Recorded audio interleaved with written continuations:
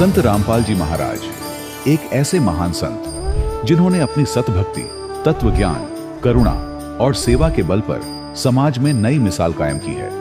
संत रामपाल जी महाराज की अगुवाई में उनके सभी सतलोक आश्रमों से समाज कल्याण के अद्भुत कार्यों ने समाज को सुनहरे भविष्य की एक नई उम्मीद दिखाई है। संत रामपाल जी महाराज से नाम दीक्षा लेने के बाद लाखों लोगों की लाइलाज बीमारियां जैसे कैंसर, एड्स आदि ठीक हुई। संत जी के ज्ञान से प्रेरित होकर उनके अनुयायियों ने लाखों यूनिट रक्तदान किया। संत जी ने लाखों बहन बेटियों का दहेज मुक्त विवाह करवाया।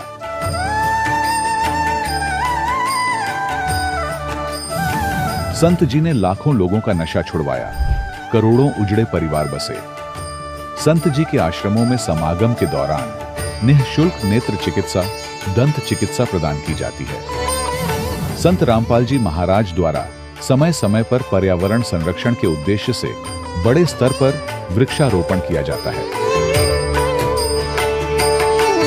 संत जी ने जरूरतमंदों को तत्काल राहत पहुंचाने के लिए एम्बुलेंस सेवा शुरू की। संत जी अपने अनुयायियों को देहदान के लिए प्रेरित करते हैं, जिससे मानवता की सेवा और चिकित्सा क्षेत्र में सुधार हो सके। संत रामपाल जी महाराज के सभी आश्रमों में हर रोज निःशुल्क भंडारा आयोजित किया जाता है, जहां हर वर्ग, हर जाति और हर धर्म के लोग एक साथ बैठकर भोजन करते हैं।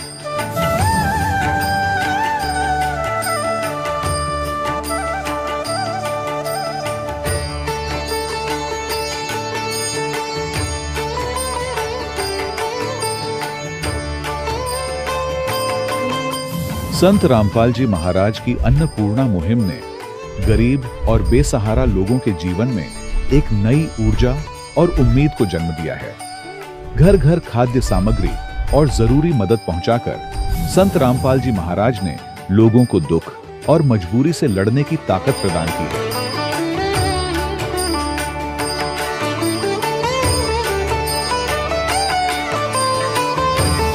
संत रामपाल जी महाराज द्वारा गरीब लोगों के लिए घर बनवाने का अद्भुत कार्य एक ऐसी मिसाल कायम कर रहा है जो सदियों सदियों संत जी की उदारता और दया भावना के तौर पर जाना जाएगा।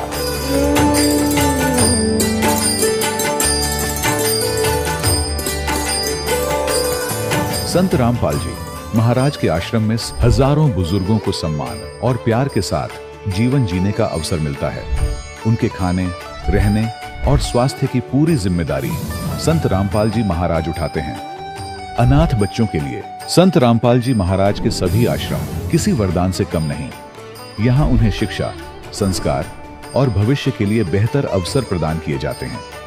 चाहे बाढ़ हो, भूकंप या महामारी, संत रामपाल जी महाराज और उनके अनुयायी हमेशा ही जरूरतमंदों के लिए सबसे आगे खड़े रहते हैं। कोविड महामारी के दौरान संत रामपाल जी महाराज के आश्रमों से करोड़ों लोगों के लिए भोजन, दवाइयां और जीवन रक्षक सामग्रियां उपलब्ध कराई गई। चाहे गरीब की मदद हो या किसी शोषित और पीड़ित वर्ग के हक और सम्मान की लड़ाई, संत रामपाल जी महाराज ने हमेशा ही उनकी दबी आवाज को सरकारों तक पहुंचाया है और उन्हें उचित न्याय दिलवाने में अहम भूमिका अदा की है। समाज में आध्यात्मिक और सामाजिक मूल्यों के प्रति जागरूकता लाने में संत रामपाल जी महाराज हर कदम पर मानवता के सच्चे सेवक साबित हुए हैं। संत रामपाल जी महाराज का जीवन हमें सिखाता है कि सच्ची सेवा वही है जो निस्वार्थ भाव से की जाए। आइए हम भी इस महान सेवा के कार्य में इस महान संत से जुड़ें और संत रामपाल जी महाराज से नाम दीक्षा लेकर अपने जीवन को धन्य बनाएं।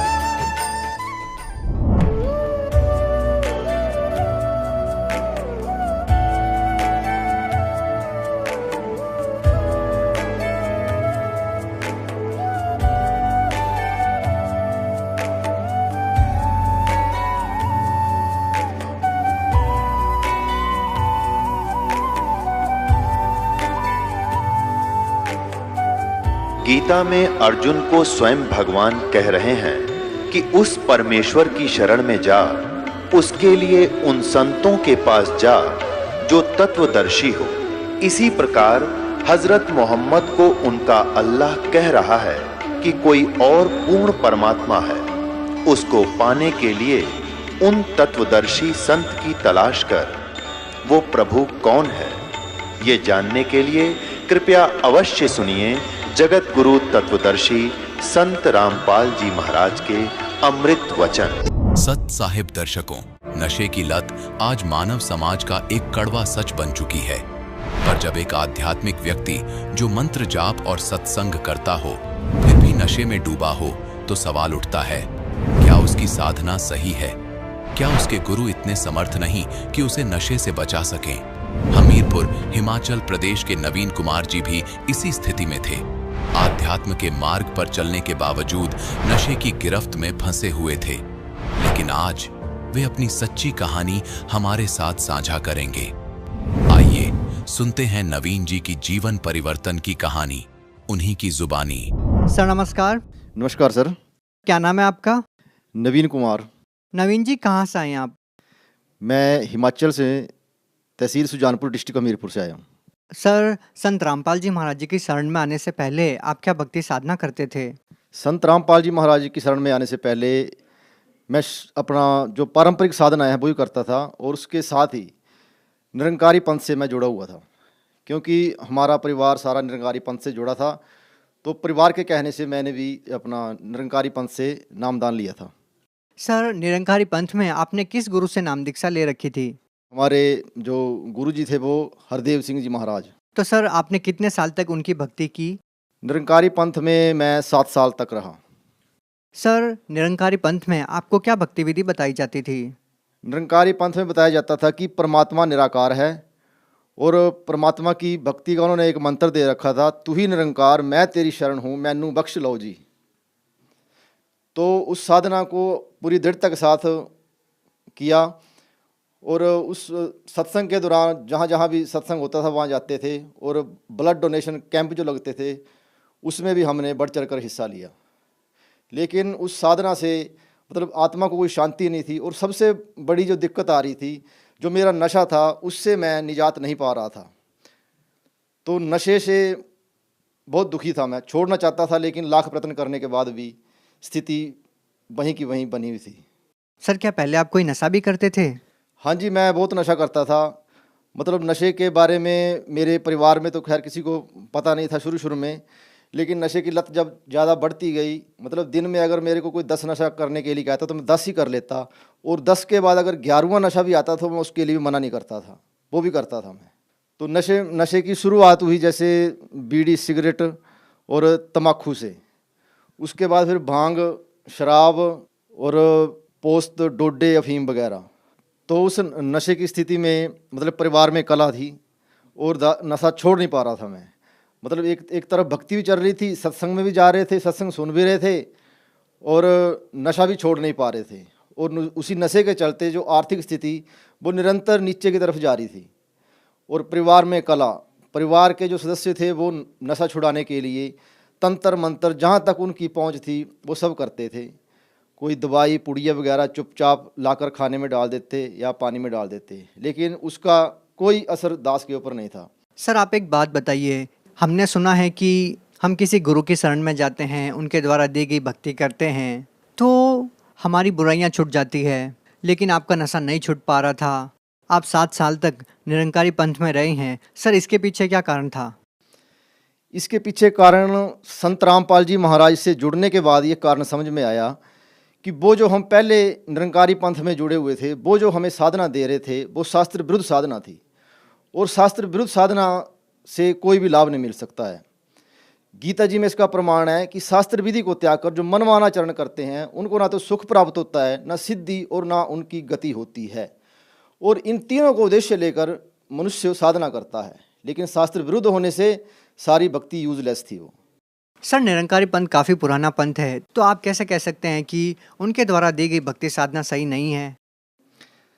उसके विषय में ऐसा है कि जब दास संत रामपाल जी महाराज से जुड़ा तो तो संत रामपाल जी द्वारा लिखित पुस्तक भक्ति सौदागर संदेश जो है वो दास को मिली। तो जब निरंकारी पंथ की साधना और संत रामपाल जी की साधना का आपस में जब मेल किया, तो उसमें संत रामपाल जी द्वारा लिखित भक्ति सौदागर संदेश पुस्तक में बताया गया था कि ओम तत्सत इति निर्देश है ब्रह्मण त्रिविधे समृत है, कि पूर्ण परमात्मा की साधना का जो 3 प्रकार का मंत्र है और वो तत्वदर्शी संत से मिलेगा तब जीव का मोक्ष प्राप्त होगा। लेकिन निरंकारी पंथ में उनके द्वारा बताई गई साधना का कोई भी किसी भी शास्त्र के द्वारा प्रमाण नहीं दिया जाता था।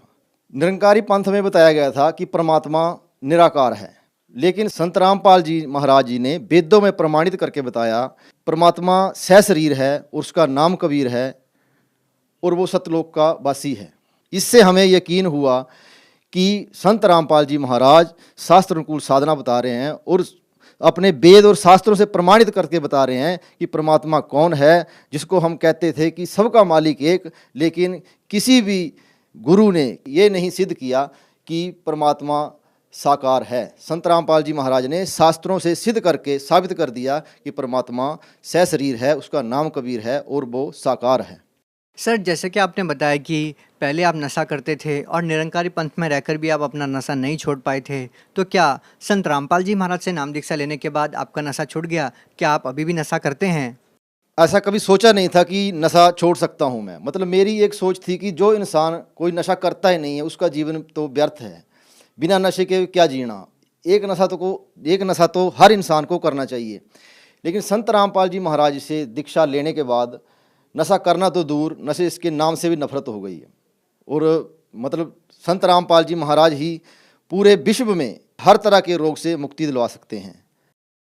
सर, हम देखते आए हैं कि लोग नशा मुक्ति केंद्र में जाकर भी अपना नशा नहीं छुड़वा पाते हैं, उनकी नशे की लत छूट नहीं पाती है। तो सर, संत रामपाल जी महाराज जी आप लोगों का नशा छुड़वाने के लिए कितने पैसे लेते हैं? संत रामपाल जी महाराज जी ने मेरे नशे को दूर करने के लिए कोई पैसा नहीं लिया।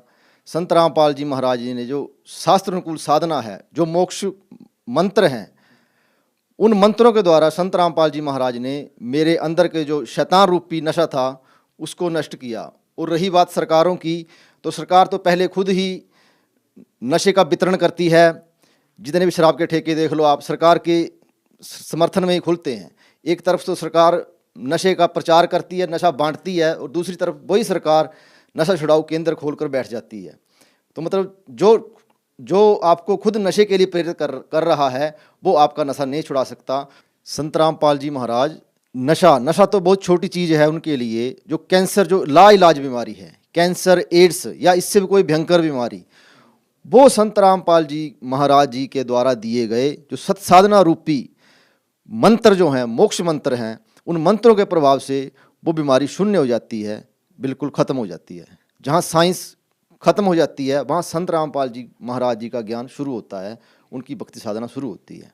सर, आपको संत रामपाल जी महाराज जी से बहुत सारे लाभ मिले हैं। अगर कोई व्यक्ति संत रामपाल जी महाराज से आपकी तरह लाभ पाना चाहते हैं, कोई भयंकर बीमारी हो, नशा छुड़वाना चाहते हों, तो संत रामपाल जी महाराज जी से वो कैसे लाभ प्राप्त कर सकते हैं?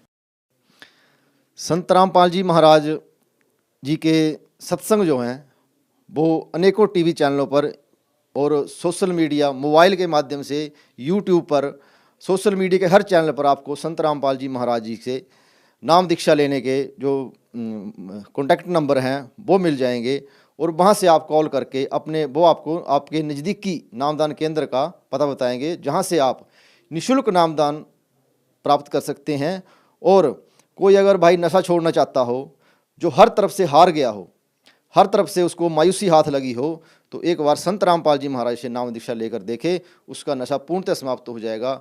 और दूसरा, जो लोग भक्ति कर रहे हैं और मोक्ष मार्ग की तलाश में हैं, उनके लिए एक विनम्र निवेदन है कि अगर मोक्ष चाहिए तो संत रामपाल जी महाराज के अलावा पूरे ब्रह्मांड में और कहीं आपको मोक्ष की प्राप्ति नहीं होगी।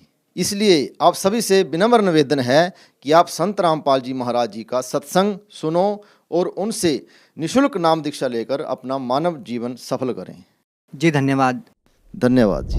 दर्शकों, अभी आपने सुने संत रामपाल जी महाराज से दीक्षा प्राप्त करके सुखी हुए भक्त के अनुभव।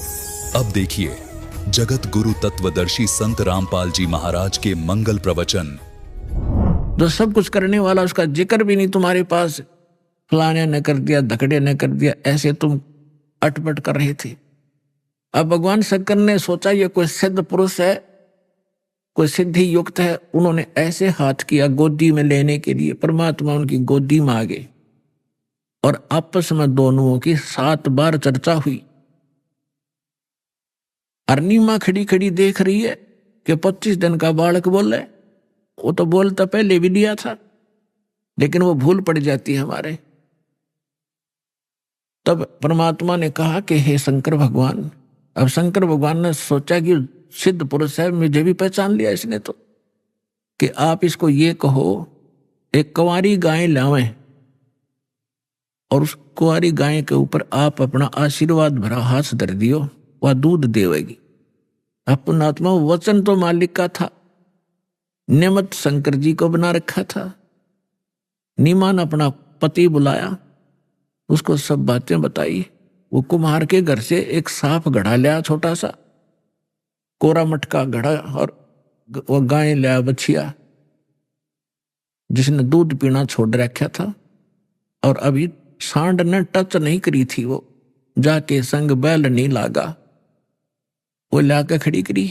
शंकर भगवान ने हाथ थपकी मारी, दूध की धार चल पड़ी, पात्र भर गया, अपने आप बंद होगी। डेली दूध देने लगी तो परमात्मा ने दूध पिया।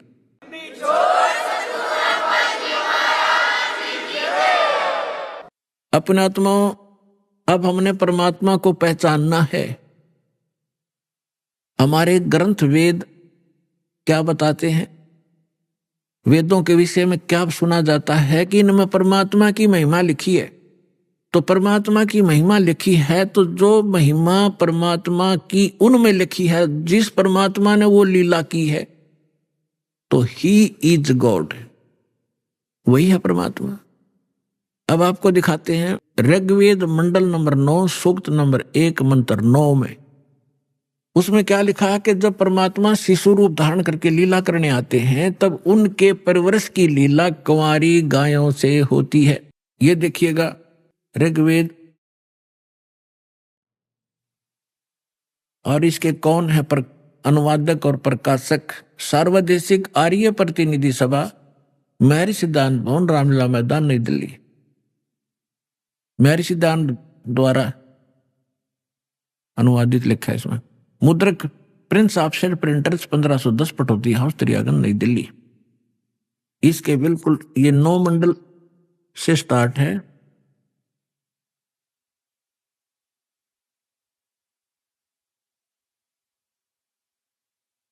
ये देखिएगा ऋग्वेद मंडल नंबर 9 और सूक्त नंबर 1 और मंत्र नंबर 9, ये मंत्र नंबर 9 है। इसकी संस्कृत है अभि इमम अधन्या उत्सनितम शृणंती धेनव, धेनो माने गाय, शिशु माने शिशु रूप में प्रगट परमात्मा, सोमम, सोम माने अमर परमात्मा, इंद्राय पात्वे। इसका अर्थ इन्होंने किया है, उस सोम माने अमर परमात्मा को इन्होंने सोम मान लिख दिया, सोम स्वभाव वाले पुरुष को। हर देखो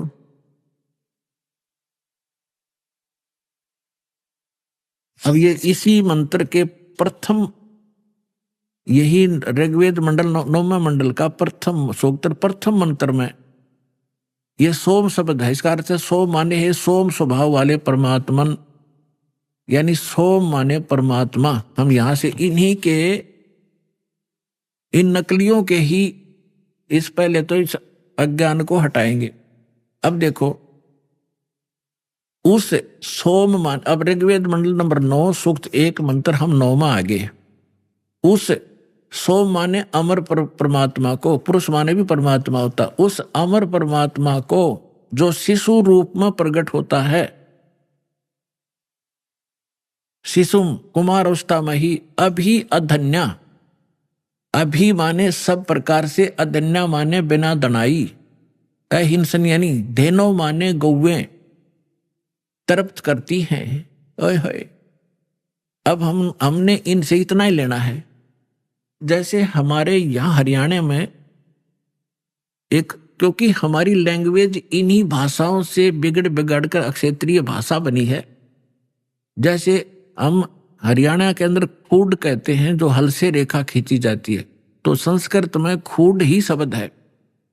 और यहाँ अधन्या माने बिना धनाई। हम उस गाय को जो नए दूध नहीं हुई हो उसको अधन्या का, बिना धनाई का करते, या बिना धनाई है। जिसके संग बैल नहीं लागा उसको कंवारी कहते हैं। अभी अधन्या यानी पूर्ण रूप से बिना धनाई यानी कति कंवारी। जब वो अमर परमात्मा शिशु रूप धारण करके लीला करने आता है, तब उसके बाल परवरिश की लीला कंवारी गायों से होती है। ये क्या कौन कहता है? हमारे वेद कहते हैं। और वेद में परमात्मा ने 600 वर्ष पहले कहा था कि वेद मेरा भेद है, मैं ना वेदन के माही, और जौन वेद से मैं मिला। मैं वो वेद जानते ना ही कि वेद मेरी महिमा का गुणगान कर रहे हैं, लेकिन इन वेदों में वर्णित विधि से मेरी प्राप्ति नहीं हो सकती। और जिस वेद से जो परमात्मा स्वयं आकर ज्ञान बताते हैं मैं मिलूं, वो वेद जानते ना ही, वो साधन वो मंत्र इन वेदों में नहीं है, लेकिन वेद मेरी ही महिमा का गुणगान कर रहे हैं। तो ये स्पष्ट हो गया कि परमात्मा जब शिशु रूप धारण करके लीला करने आते हैं, उनके बालकपन में जो परवरिश की लीला कंवारी गायों से होती है।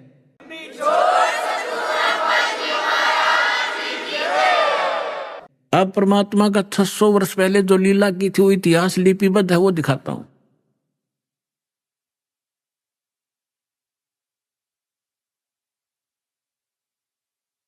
ये देखिएगा कबीर सागर संपूर्ण 11 भाग, खेमरा श्री कृष्ण दास प्रकाशन मुंबई से। और ये इन कबीर पंथियों का ही छापा बनाया हुआ है, कोई न सोचा कोई डुप्लीकेट होगा। कबीर पंथी भारत पथिक स्वामी युगलानंद बिहारी द्वारा पुरस्कृत, और यहां से छपा है। मुद्रक एवं प्रकाशक खेमरा श्री कृष्ण दास, अध्यक्ष वेंकटेश्वर प्रेस, खेमरा श्री कृष्ण दास मार्ग, मुंबई। अब इसके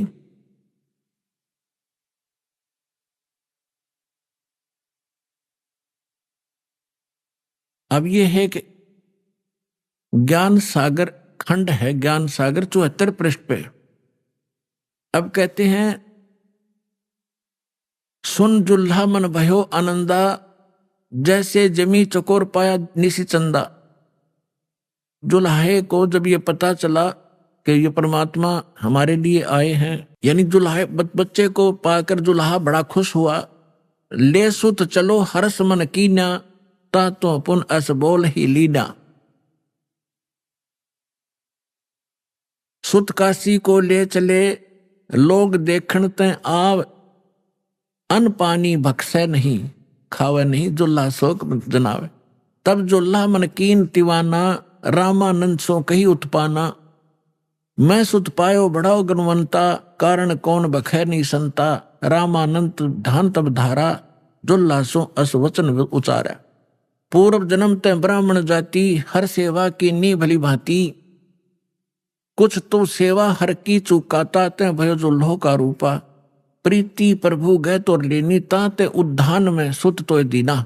अब इन्होंने, जैसे कबीर पंथियों ने, वैसे तो दुखी व्यक्ति सब जगह जाते हैं अपने पुत्र के लिए, रामानंद जी से भी मिले होंगे, लेकिन वास्तविकता ये है क्योंकि परमात्मा ने कहा था कि गरीबदास वाले 12वें पंथ में गरीबदास जी के द्वारा मेरी यथार्थ महिमा की वाणी पुनः प्रकट की जाएगी। तो उसमें भी यही प्रमाण है कि एक अनव्यावर को दूध दिया तत्काल, और पीवै बालक ब्रह्म गति, ता शिव भय दयाल। शिव उतरे शिव मंडल से, अवगत वतन विनोद, और मैं के बदन खुलास कर, फिर लिया इसको गोद।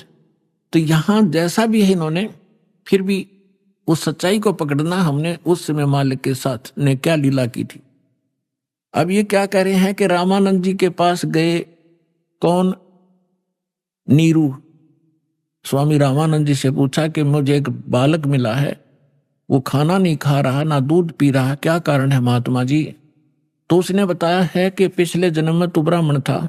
रामानंद जी ने कहा, इसमें जो प्रकरण है ऐसा लिखा, और तू तेरे से कोई गलती बनी जिस कारण से तू दुल्हा बन गया, और तेरी फिर भी मालिक ने सुन ली, तुझे उद्यान में जंगल में बालक दे दिया।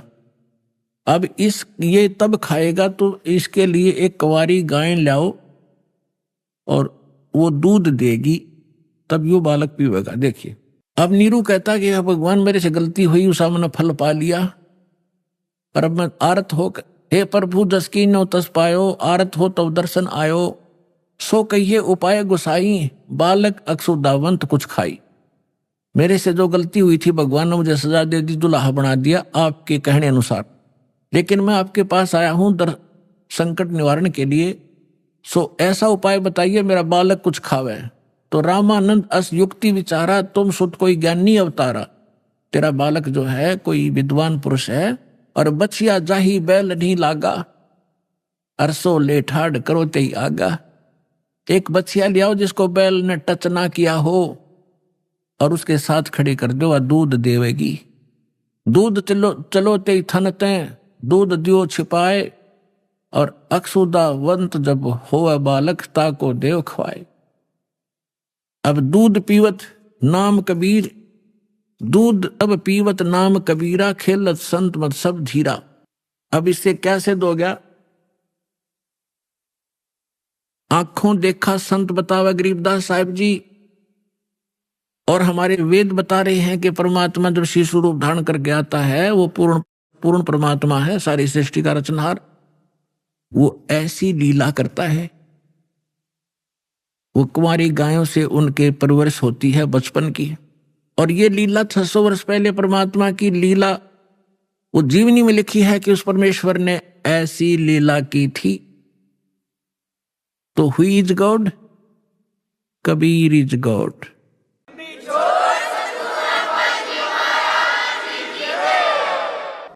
अब परमात्मा जिस उद्देश्य को लेकर आते हैं पुण्यात्माओं, ये वेद भी बताते हैं।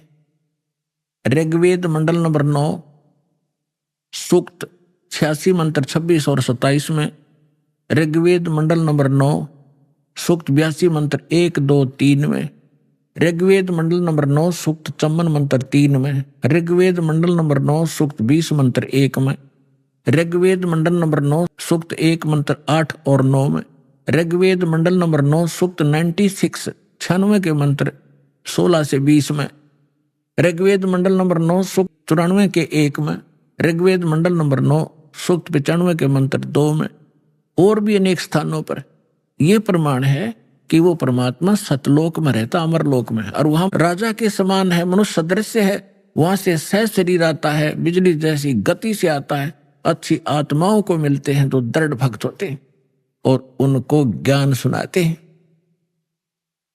ये हमारे वेद बताते हैं। और जब परमात्मा शिशु रूप धारण करके आते हैं तो उस समय उनकी परवरिश की लीला कुंवारी गायों से होती है, और यही संत बताते हैं, यही हमारे ग्रंथ बताते हैं। तो परमात्मा को पहचानने में अब देर नहीं लगेगी। अब आगे बताते हैं,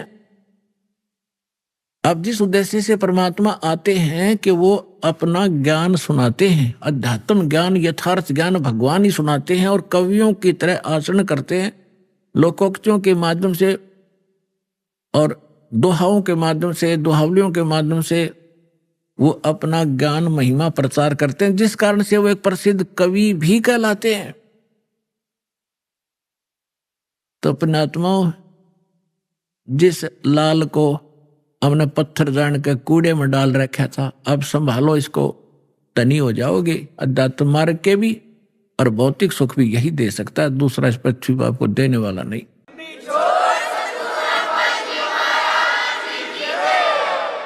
अब क्या हुआ, अब थोड़ा मौखिक सुनाऊंगा, फिर आगे थोड़ी सी, क्योंकि समय का अभाव रहता है समय, फिर एक बार आपको इस बात से दृढ़ कर दूं कि हु इज गॉड, परमात्मा कौन है, वो मिलेगा कैसे, उसका यथार्थ भक्ति मार्ग कौन सा है और कहाँ प्रमाणित है। फिर आप ऐसे दृढ़ हो जाओगे जैसे हम पहले उस नकली ज्ञान पर दृढ़ हो रहे थे, नकली भगवानों पर।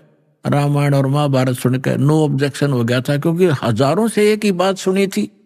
और ऐसा कहते हैं कि जिस झूठ को 100 बार सुन लिया जाए तो वो सत्य महसूस होने लग जाती है। हमने सुन रखी थी 1000 बार। तो अब इस सत्य को जब सुनोगे कुछ धीरे धीरे तो सत्य भी सत्य आपको महसूस होगी। तो फिर सुनाया करेंगे ये अमृत वाणी, आपकी आंखों से आंसुओं की झड़ी लगा करेगी कि कहाँ भूले पड़े थे, कैसा जीवन नाश कर दिया था। हे भगवान, आप रात न उठ के भी सपने में भी उड़क के पड़ोगे कि हे भगवान नाश हो जाता है, मार्ग न मिलता था, ये तो भांग का बाड़ा जीवन जाना था। आगे जीवन में कितने कष्ट आपको होंगे वो खड़े दिखाई देंगे। अगर भक्ति ना करते तो ये कष्ट आप पर व्यतीत होते जो भगवान बता रहे हैं, और अब वो खत्म हो जाएंगे।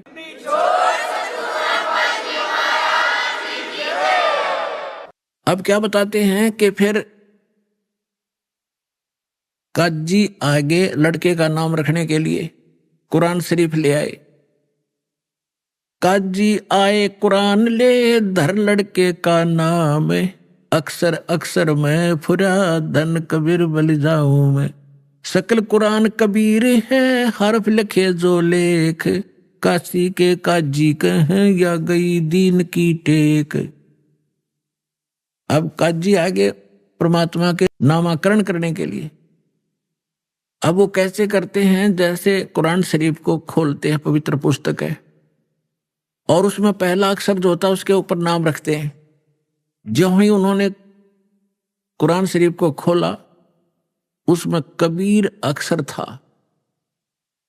कुरान सूरत फुरकानी 25 उसके अंदर सबसे पहला जब खोला तो कबीर अक्षर निकला उस पृष्ठ पे, कबीर निकला। कबीर, कबीर का अर्थ ये बड़ा कहते हैं, महान मानते हैं, अल्लाह अकबर एक भगवान का नाम भी मानते। तो इन्होंने सोचा कि एक जुलाहे के बालक का और कबीर नाम रखना शोभा नहीं देगा। दूसरी बार फिर बंद करके फिर तुरंत खोला, उस पृष्ठ पे पूरे पे कबीर कबीर लिखे हुए थे अरबी भाषा में। कबीर कबीर दूसरा लेख नहीं रहा उस कुरान का। फिर दूसरी और जगह देखा तो सारी कुरान में कबीर कबीर रह गया, कोई अक्षर नहीं रहा उनकी उस पुस्तक में। और परमात्मा बोले काजियो मेरा नाम कबीर ही रहेगा। काजी तो उस कुरान में पटक गए और भाग्य छोड़ गए।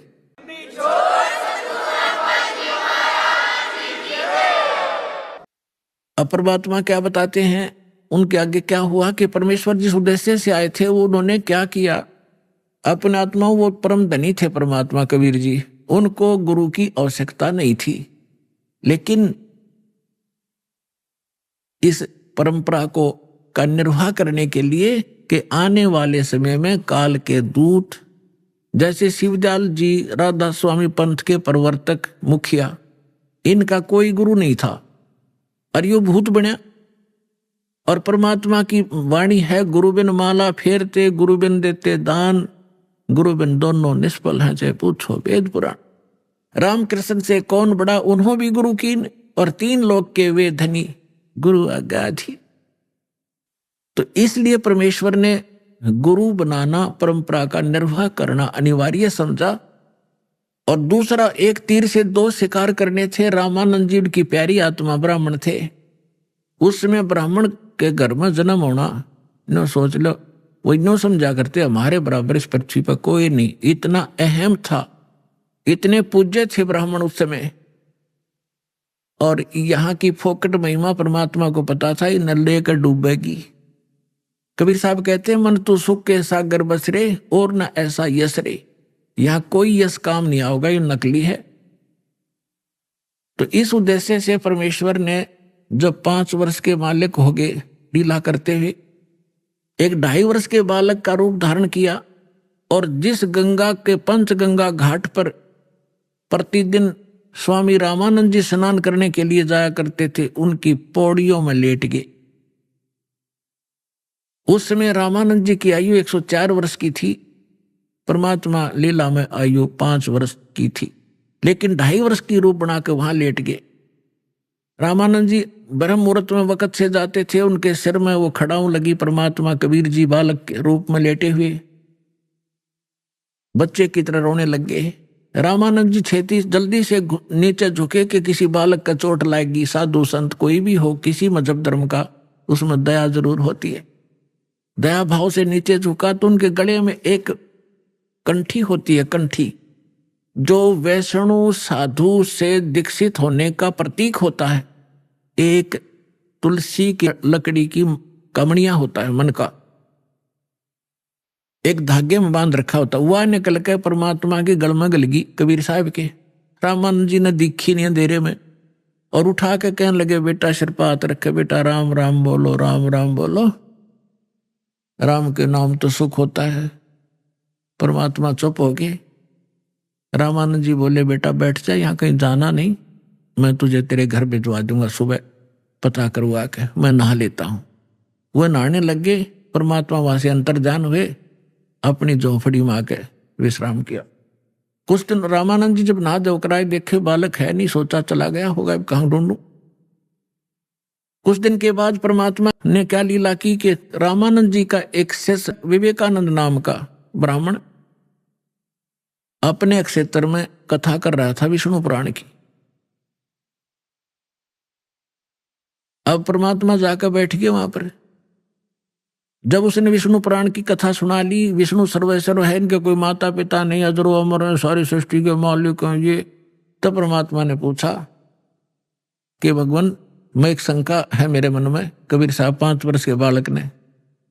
तो विवेकानंद ने कहा कि बोलो बोलो, क्या बात है, बोलो बेटा बोलो। परमेश्वर ने कहा कि एक ब्राह्मण शिव पुराण सुना रहा था रुद्र संहिता में, वो बता रहा था कि विष्णु जी की उत्पत्ति भगवान सदा शिव और शिवा से हुई है, और ब्रह्मा जी की उत्पत्ति भी उन्हीं से हुई है। आप कह रहे क्यों जन्म मृत्यु नहीं होती? तो वो कब उसके पास वहीं पर रखी थी, वो शिव पुराण खोल के भी देख ली, क्यों थी संस्कृत में। तो कहने का झूठे, इसमें कुछ नहीं लिखा है, देखो लोगों झूठ बोलता है। उसने पूछा विवेकानंद ने कि तू कौन सी जाति का है, क्या तूने कहीं से दीक्षा ले रखी है? तो परमात्मा के बोलने से पहले वहां श्रोता कहने लगे कि ये नीरू का लड़का है, जुलाहे का, दानक का बेटा है यो। तो उसे विवेकानंद ने सोची ऐसी गहन बातें तो कोई दीक्षित व्यक्ति ही बता सकता है। उसने पूछा, तूने दीक्षा ले रखी है किसी से? परमात्मा ने कहा, हाँ मैंने गुरु धारण कर रखा है। कौन किया तूने गुरु धारण? विवेकानंद ने पूछा। परमात्मा ने कहा कि जो आपने कर रखा है वो मैंने कर रखा है। तो विवेकानंद ने विषय बदल दिया सारा कि देखो रे कितना झूठा व्यक्ति है ये, धानक का लड़का, एक शूद्र जुलाहे का पुत्र, और हमारे गुरु जी को बदनाम करता है। वो तो शूद्रों को निकट भी नहीं आने देता। और मैं आज जाता हूँ स्वामी जी को ये बात बताऊंगा, तेरे को खूब पिटाई होगी तेरी। अब लंबी कथा ना सुनाकर शॉर्ट बताता हूँ। अगले दिन उसने जाके सामने रामानंद जी के कान भर दिए, स्वामी जी हमारी तो नाक काट दी एक धानक के लड़के ने, हम तो बाहर मुंह दिखाने लायक नहीं छोड़े, बड़ी सभा में कह दिया कि मैंने आपसे दीक्षा ले रखी है। हे भगवान, कल मैं कैसे कथा करूंगा आपकी? तो सब कहते, गरीबदास जी ने लिखा है, रामानंद यह बात सुन कैसे कूदा जैसे मृग कूदा करे। झूठा है, कपटी है, उसको कल लाओ मेरे सामने, तेरे सामने जूते लगा दूंगा, और सबको बुला लेना जिनके सामने तेरी बेइज्जती की है। अगले दिन परमात्मा को पकड़ ले गए 10 बस डंडे विवेकानंद के गुंडे, और जाकर रामानंद जी के सामने झोपड़ी के सामने सुबह सुबह ले गए। रामानंद जी ने अपनी झोपड़ी के गेट पर पर्दा लगा रखा था, झोपड़ी के अंदर से खड़ा होकर वार्ता कर रहा था, ये दिखाने के लिए कि मैं इन शूद्रों को टच भी नहीं करता, इनके दर्शन भी सुबह सुबह नहीं करता। और वो श्रोता बुला रखे थे अपने सारे चमचे, विवेकानंद ने जिनके सामने उसकी बेइज्जती हुई थी, वो सारे श्रोता बैठे। तो रामानंद जी ने पूछा कि कौन है, तेरी जात कौन है, तू किस भगवान की भक्ति करता, तेरा पंथ क्या है? तो कैसे वार्ता होती है उस आत्मा और परमात्मा की, गरीबदास जी ने चित्रार्थ की है।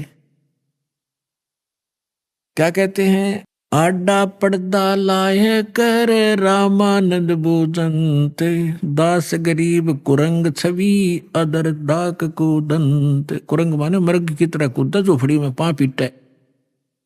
कौन जात कुल पंथ है, कौन तुम्हारा नाम है, दास गरीब आधीन गति फिर बोलत है बलि जाऊं मैं।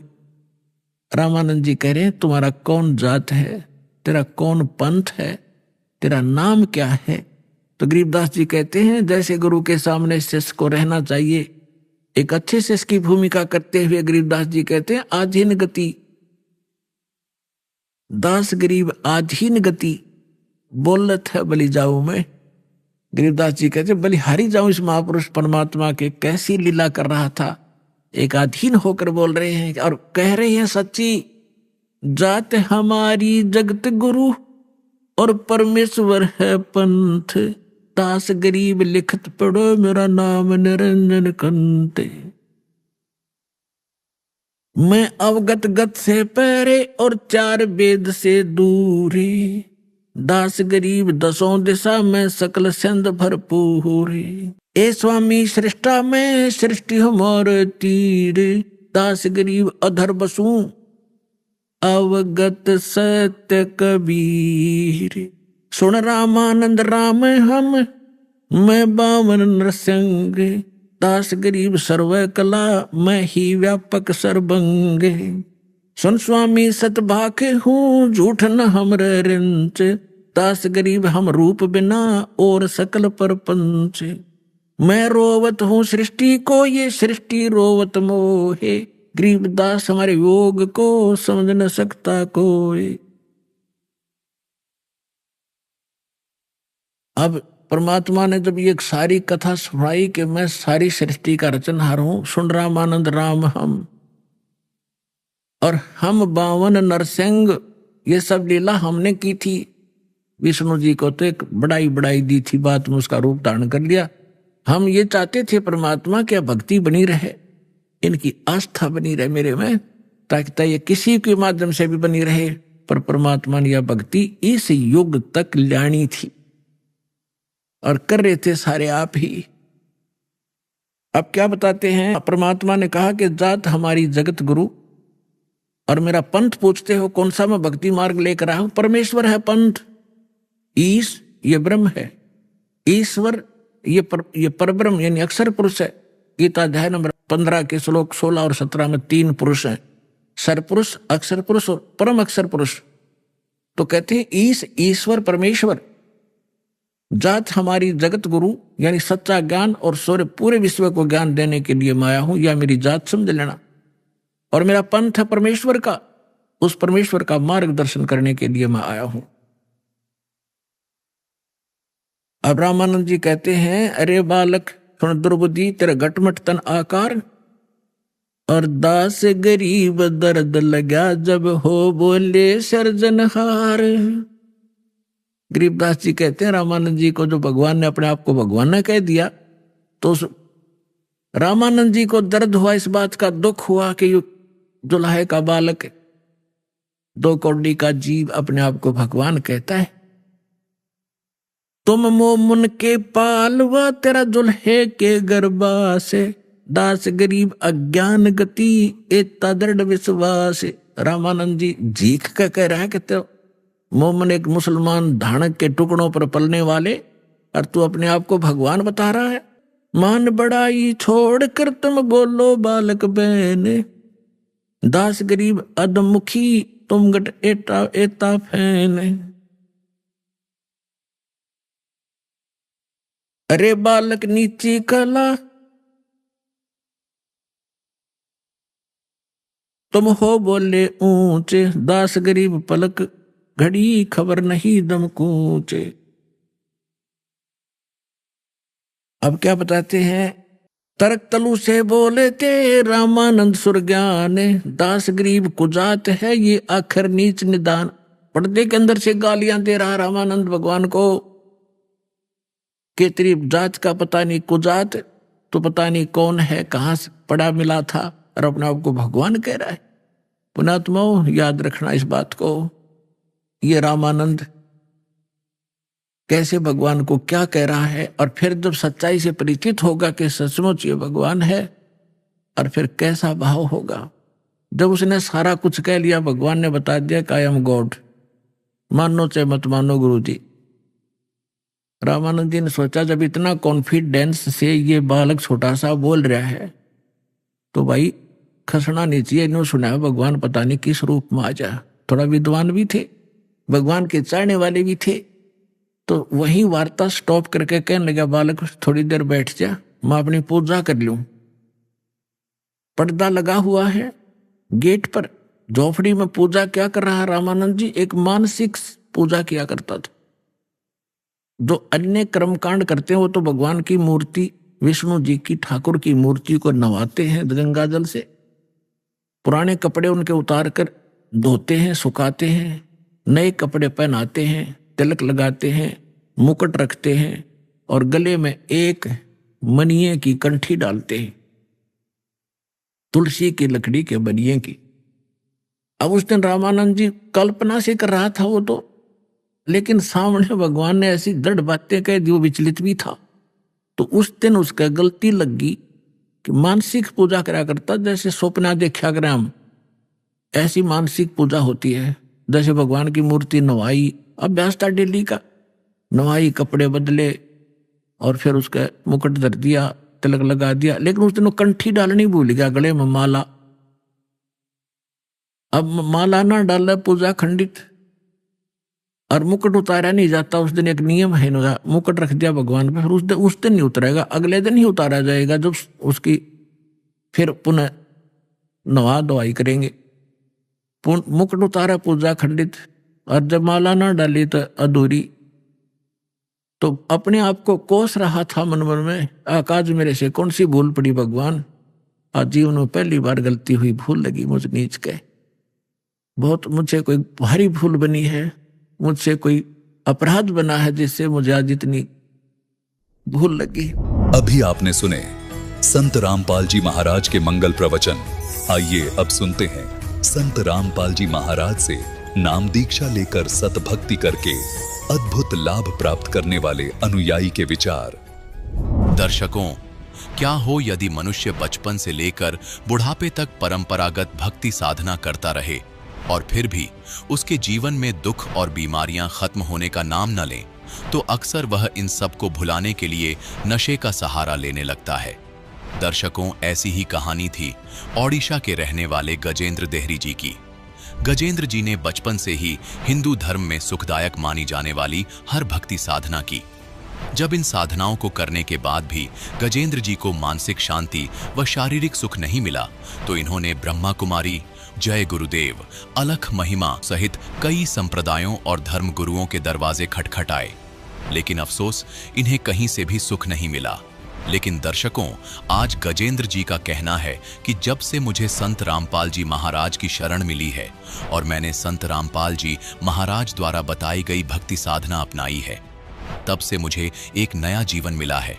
मेरे और मेरे परिवार के जीवन में सुख और शांति आ गई है। दर्शकों, आखिर संत रामपाल जी महाराज ने गजेंद्र जी को ऐसी कौन सी जड़ी दे दी जो इन्हें अन्य संतों के पास नहीं मिली? आइए जानते हैं इसके पीछे की सच्चाई क्या है। सुनते हैं गजेंद्र देहरी जी की कहानी उन्हीं की जुबानी। नमस्कार सर। नमस्कार सर। सर, क्या नाम है आपका?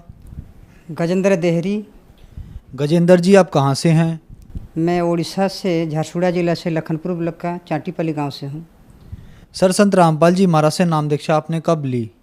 मैंने संत रामपाल जी महाराज से नाम दीक्षा 2020 जून महीना में लिया। संत रामपाल जी महाराज से नाम दीक्षा लेने से पहले आप क्या भक्ति साधनाएं करते थे? मैंने संत रामपाल जी महाराज से नाम दीक्षा लेने से पहले सभी गुरुओं के भक्ति की थी। उड़ीसा में जितने भी हैं, जैसे ब्रह्म कुमारी, ओम शांति, जय गुरुदेव, अलख महिमा, सदगुरु, कृष्ण गुरु, सबकी भक्ति कर रहा था। और बचपन से मुझे एक असाध्य रोग था, जो डॉक्टर ने बता दिया था कि ये असाध्य रोग है। तो तभी से मैंने भक्ति में जुड़ गया था, बचपन से भक्ति में जुड़ गया था। सिकल सेल एनीमिया सिरोसिस था। डॉक्टर ने बुर्ला का, जो हमारे उड़ीसा का बहुत बड़ा हॉस्पिटल है, बुर्ला हॉस्पिटल, उसके नज़दीक है गुप्ता नर्सिंग होम, वहाँ पे बता दिया था डॉक्टर ने। तो वहाँ से मैंने, जब मुझे घर लेके आए घर के लोगों, तभी से मैंने भक्ति लगा दी थी कि परमात्मा की शरण में जाऊँ, अपना कल्याण कराऊँ, भक्ति करूँ और मोक्ष पा के संसार से उद्धार हो जाऊँ। ऐसे बचपन से भक्ति में लग गया था। और भक्ति करते करते कोई राहत नहीं मिल रहा था। जहाँ भी जाऊँ, जिस गुरु भी बनाऊँ, जिस भक्ति भी करूँ, कोई राहत नहीं मिलता था। लास्ट में मैंने ऐसे सोच लिया कि कुछ खा के जहर खा के मर जाऊं, क्योंकि ज़िंदगी मुझे नहीं जीना है। घृणा हो गया था, क्योंकि मेरा शरीर ऐसा बिगड़ रहा था धीरे धीरे, ताकि मुझे जीने की भी कोई उम्मीद नहीं थी, कि कोई बचना इच्छा भी प्रकाश नहीं कर रहा था। धीरे धीरे मैंने लास्ट को एक सदगुरु है उड़ीसा में और छत्तीसगढ़ के बॉर्डर में एक सदगुरु बना लिया और भजन कीर्तन करता रहा। उसको भी 8-10 साल के भजन कीर्तन किया, लेकिन कुछ नहीं हो पाया। लास्ट में मैं सब ये मांस मछली सब खाता था, अंडे खाता था, मांस मछली मांस खाता था, कुछ पान भी खा लेता था, पुड़िया भी खा लेता था।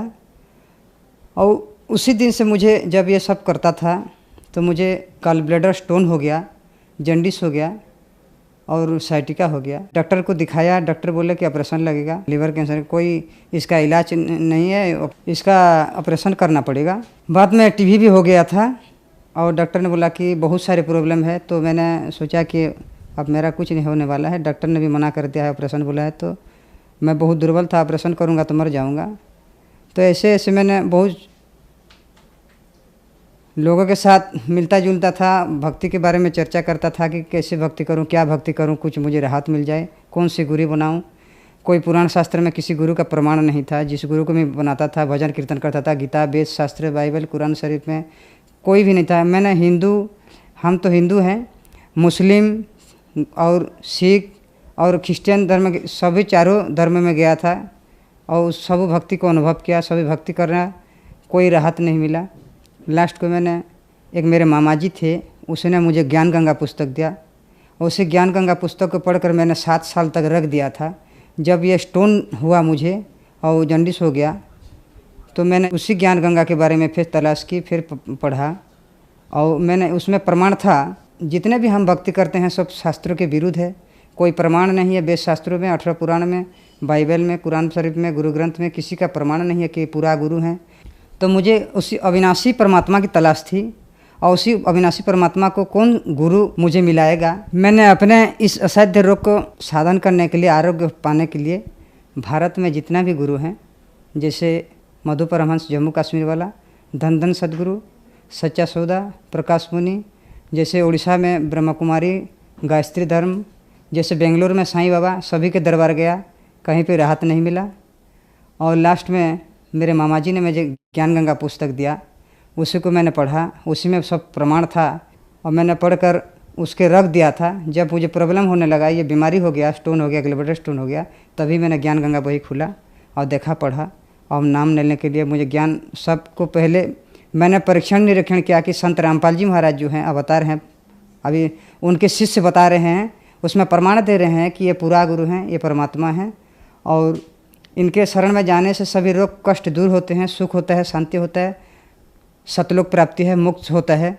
तब मैंने सब पहले मैंने पढ़ा लिखा था, बीए किया था, बीए पढ़ा था, तभी मैंने अक्षर ज्ञान था तो मैंने पहले निरीक्षण करना शुरू कर दिया कि संत रामपाल जी महाराज कैसा गुरु हैं और किसके अवतार हैं और परमात्मा कौन है और पूरा गुरु को है। ऐसे मैंने छानबीन सब वेद शास्त्र प्रमाण देखा कि श्रीमद् भगवद गीता अध्याय 4 श्लोक नंबर 34 में लिखा है कि अर्जुन तो सर्वभाव से सरलतापूर्वक निष्कपट भाव में उस तत्वदर्शी संत के शरण में जा, वो तुझे तत्वज्ञान देंगे और उसी तत्वज्ञान से पाकर तू उस परम पद को खोज लेना जहाँ जाने के बाद साधक को संसार कर लौट कर नहीं आना पड़ता है। तभी मैंने गीता भी 2 टाइप का गीता मंगाया, उसमें वेरीफाई किया, उसको मिलाया कि संत रामपाल जी महाराज जो ज्ञान गंगा पुस्तक में जितने भी 18 पुराण, 4 वेद, 6 शास्त्र, बाइबल, कुरान, कुरुश से जितने भी प्रमाण दिए हैं सबको मैंने ला के मेरे पास जितने भी वेद ग्रंथ था उसमें मिलाया। मेरे पास जितने भी नहीं थे उसको मैं आसपास के गांव के जाके मिलाया तो सब उस जितने भी श्लोक उसमें लिखा था मिलाप किया, सब सही निकले। और मैंने सोचा कि संत रामपाल जी महाराज पूर्ण परमात्मा, अविनाशी पूर्ण ब्रह्म कबीर साहब के अवतार हैं, क्योंकि बाइबल में, ऑर्थोडॉक्स बाइबल में लिखा है कि कबीर ही परमात्मा है, कुरान शरीफ में लिखा है कि अल्लाह कबीर है, गुरु ग्रंथ में लिखा है कि गुरु नानक बता रहे हैं कबीर ही परमात्मा है और भगवद गीता में भी है। मैंने सब प्रमाण मिलाया, तब मैंने ठान ली कि यही गुरु है और कबीर साहब ही परमात्मा है और कबीर साहब के अवतार हैं संत रामपाल जी महाराज। मैंने मोबाइल में सत्संग देखा, उनके सत्संग देखा, उसके पीली पट्टी में जो नंबर आते थे उसी पीली पट्टी में हरियाणा आश्रम को लगाया। वहीं से आदेश आया कि आप उड़ीसा के संबलपुर नामदान केंद्र है, भुवनेश्वर में भी है, कलाहांडी में भी है, कौन सा नज़दीक है वहीं का नंबर देंगे। मैंने बोला कि संबलपुर नामदान केंद्र मेरा नज़दीक है। संत रामपाल जी महाराज इसके नामदान संबलपुर नामदान सेंटर से 2020 21 जून को दान लिखा ली। सर, जैसे कि आपने बताया कि आपको सिकल सेल नाम की बीमारी थी, जॉइंटिक्स था, लीवर कैंसर था, डॉक्टर ने आपको ये कह दी थी कि आप कुछ ही दिन के मेहमान हैं। आपने संत रामपाल जी महाराज से नाम दीक्षा ली, तो क्या आपको इन बीमारियों से निजात मिला? जितने बीमारी थे सब में मुझको धीरे धीरे आराम लगने लगा। अभी स्वस्थ हूँ और सभी बीमारी मेरे दूर होने लगा। मैं अभी भक्ति कर रहा हूँ और अभी जितने भी बीमारी था सबसे मुझे राहत मिल गई है। सिकल सेल में मुझे बहुत 24 जो लगता था, ट्रामाडोल लगता था, डायनापार लगता था, पेंडूर लगता था, ये सब लगाता था। जितने देर तक इसका ये असर था तब तक अच्छा लगता था। उसका असर निकल गया तो फिर अच्छा नहीं लगता था। ऐसे ऐसे करके मैं चलता था और जब परमात्मा के शरण में आया, बंदी छोड़ सदगुरु रामपाल जी परमात्मा के शरण में आया, तभी से मुझे राहत मिलने लगा। और मेडिसिन मैंने छोड़ दिया, मेडिसिन दवाई सब छोड़ दिया। अब स्वस्थ हूँ और परमात्मा की भक्ति कर रहा हूँ। हमारे घर में पैसों की आर्थिक अवस्था बहुत दुर्बल थी। घर में कली झंझट होता था। संत रामपाल जी महाराज की दया से अब घर में कली कुलज कम हो गया और आर्थिक स्थिति भी बदल गया। अभी परमात्मा की दया से सब ठीक ठाक है। सर, क्या क्वालिफिकेशन है आपकी? मैंने परमात्मा की दया से BA कंप्लीट किया हूँ और उड़ीसा के जो उत्कल यूनिवर्सिटी है उसी में MBA का एडमिशन किया हूँ और पढ़ाई चल रहा है और भक्ति भी चल रहा है। सर, आप एक एजुकेटेड पर्सन हैं और आपने बताया कि आपने संत रामपाल जी महाराज नाम दीक्षा ली। आपको बहुत सारी बीमारियां थी। आपने बताया कि आपने लगभग सभी धर्मगुरु बनाए। आप जगन्नाथ मंदिर गए, आप देवी देवताओं के पास गए, कहीं भी ठीक नहीं हुए। संत रामपाल जी महाराज से आपने नाम दीक्षा ली और आप ठीक हो गए। ऐसा कैसे संभव हो रहा है? बंदी छोड़ सदगुरु रामपाल जी महाराज जो नाम दीक्षा देते हैं, जो मंत्र देते हैं, सब श्रीमद् भगवद गीता के 17 नंबर अध्याय के 23 नंबर श्लोक में ओम तत्सत जो है उसको 3 बार परमात्मा नाम देते हैं। तो हम जब ये शास्त्र अनुकूल भक्ति करते हैं, मैंने शास्त्र अनुकूल भक्ति किया, तब मुझे फ़ायदा शुरू होने लगा, स्वास्थ्य में बदलाव आने लगा, आरोग्य आने लगा। और ये तो प्रमाणित ज्ञान है, प्रमाणित भक्ति है जो सदगुरु बंदी छोड़ सदगुरु रामपाल जी महाराज से हमें मिला। सर, जैसा कि आपने बताया कि आप बहुत ज़्यादा बीमार थे, आपको बहुत ऐसी लाइलाज बीमारियां थी जो ठीक नहीं होने की थी। आपने संत रामपाल जी महाराज के शिष्यों के इंटरव्यू देखे कि वो लोग ठीक हो रहे हैं, तो आपको भी लगा कि मैं भी ठीक हो सकता हूँ। आज आप खुद टीवी पे खड़े हैं और आप भी एक उदाहरण हैं। तो जो लोग आपको टीवी पर देख रहे हैं और वो दुखी हैं, परेशान हैं, उनके लिए आप क्या कहना चाहेंगे? जो लोग मैं जैसे परेशान था, जैसे परमात्मा की तलाश में था, जिस सतगुरु की तलाश में था, जो शास्त्र अनुकूल भक्ति थे, पूर्ण परमात्मा हो, ऐसे मैं तलाश करते करते आज परमात्मा की दया से वो गुरु भी बना लिया, वो परमात्मा भी प्राप्त कर ली। और परमात्मा की दया से जो भी रोग था मेरे सब आरोग्य मिला। भक्ति कर रहा हूँ, स्वस्थ हूँ, पढ़ाई भी चल रहा है। और ये मेरे जो विश्व में जो भारतवासी हैं सबको मैं करबद्ध प्रार्थना करके हाथ जोड़ता हूँ कि जो भी इस वर्ल्ड में, इस भारत देश में, उड़ीसा में हैं, सबको प्रार्थना कर रहा हूँ मेरे भाई और बहनों, माता पिताओं से कि ये संत रामपाल जी महाराज जो हैं ये शास्त्र के अनुकूल भक्ति देते हैं। अध्याय 4 श्लोक नंबर 34 में जिस तत्पदर्शी संत के बारे में बताया है वही गुरु हैं। और उनके शास्त्र अनुकूल भक्ति से जो भी नाम दीक्षा लेगा उससे मोक्ष मिलेगा और उसको आरोग्य मिलेगा। यही प्रमाण है वेद शास्त्रों में। सर, संत रामपाल जी महाराज से नाम दीक्षा कैसे ली जा सकती है? हमारे भारत देश के कई टीवी चैनलों में संत रामपाल जी महाराज जी के सत्संग आते हैं। नीचे में एक पीली पट्टी चलती है, उसमें आश्रमों का नंबर रहता है। उसी नंबर में फ़ोन लगाएंगे और अपने नज़दीक में, अपने डिस्ट्रिक्ट में जो भी नामदान केंद्र है संत रामपाल जी महाराज जी के, वहीं से अपने आपको नामदान मिल जाएगा। धन्यवाद सर। नमस्कार सर।